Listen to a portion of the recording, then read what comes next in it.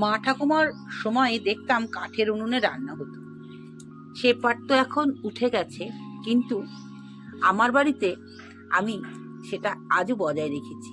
দেখো, ক্যারেটে আমি নিজেই উনুন তৈরি করেছি, আমি কাউকে অনুকরণ করিনি, নিজের মতন করে এটা বানিয়েছি। অনেকে বলেছিল যে ক্যারেটে হয়তো উনুনটা গলে যাবে, কিন্তু এ নিয়ে 1 বছর পূর্ণ হয়ে গেল এর বয়স।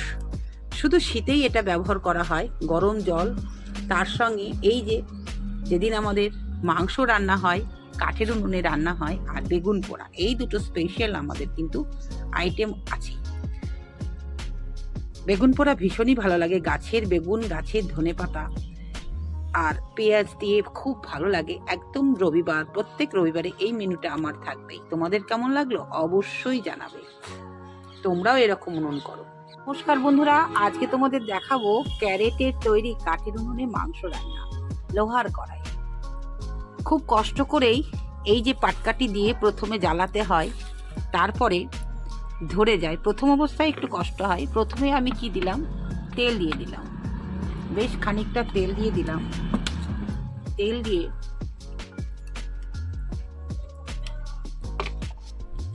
একটু সুঘ্রাণ আনার জন্য একটু পাঁচফোড়ন দিয়ে দিলাম।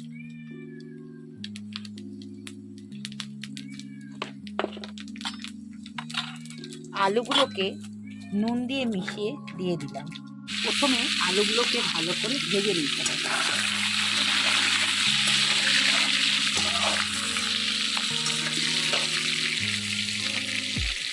মধ্যে এবার গোটা এলাচ আর দারচিনি দিয়ে দিতে হবে।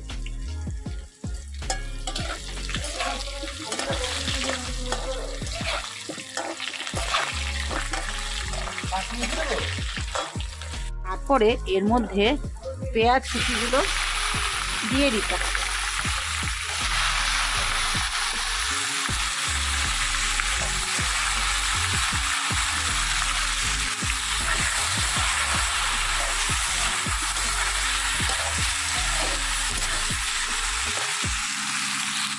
প্রায় ঘন্টাখানিক আগে এই মাংসটাকে ভালো করে ধুয়ে এর মধ্যে নুন, হলুদ আর সরিষার তেল দিয়ে এবার এটাকে দিয়ে দিতে হবে। ভালো করে নাড়াচাড়া করে নিতে হবে।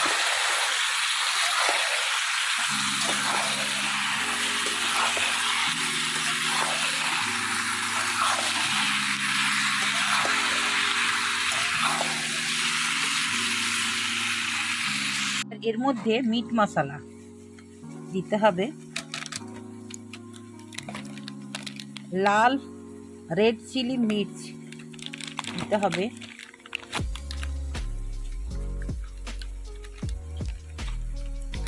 ধনে গুঁড়ো,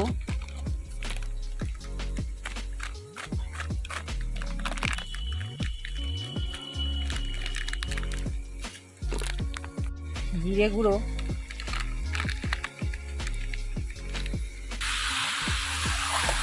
দর্শক বন্ধু, এইভাবে ভালো করে মাংসটাকে যদি ভেজে নেওয়া যায় তাহলে হেভি টেস্ট হয়। তবে মুরগির মাংস রান্না করতে গেলে একদম জল দেবে না, জল দিলেই কিন্তু টেস্ট নষ্ট হয়ে যাবে। যতক্ষণ না ভাজা হবে ততক্ষণ ভাজতেই থাকতে হবে, আর জালটা আস্তে আস্তে সরে দিতে হবে। অনেকে তো বলতে পারে যে ক্যারেটের উনুন তো গলে যায় না। দর্শক বন্ধু, খুব সুন্দর, এর বয়স প্রায় 1 বছর হয়ে গেল। আমরা মাংস রান্না করি, ভীষণই সুন্দর হয় খেতে। এবার এই জল, এর মধ্যে একটু জল দিয়ে দিতে হবে।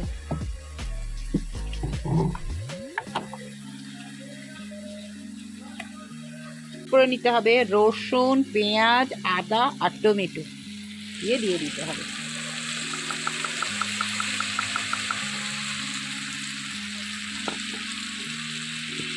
দিয়ে নাড়াচাড়া করতে হবে।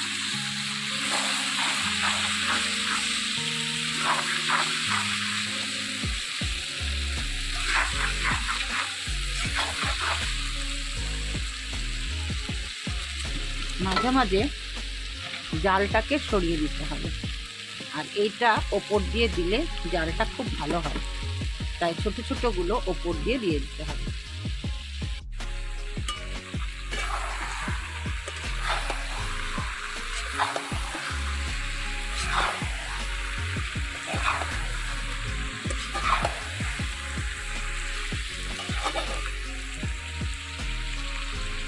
এবার আমার এই মশলাটা দিয়ে দিলাম।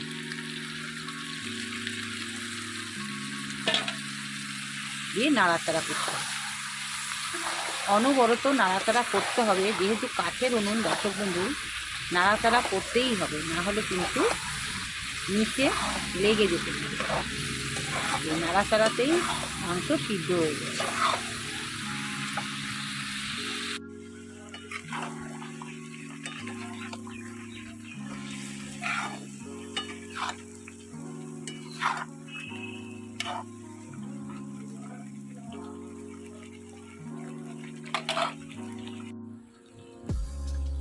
নাড়াচাড়া করতে করতে এই পজিশনে এসে দাঁড়ালো দর্শক বন্ধু, নাড়াচাড়া করতে করতে এই পজিশনে এসে দাঁড়ালো দর্শক বন্ধু। এবার তোমরা যদি মনে করো জল দেবে, দিতে পারো, তবে আমি বললাম জল না দিয়ে যদি কষা কষা করা হয় খুবই ভালো।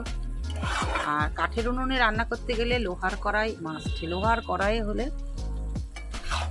এই কাঠের উনুনে রান্না ভীষণই ভালো লাগে।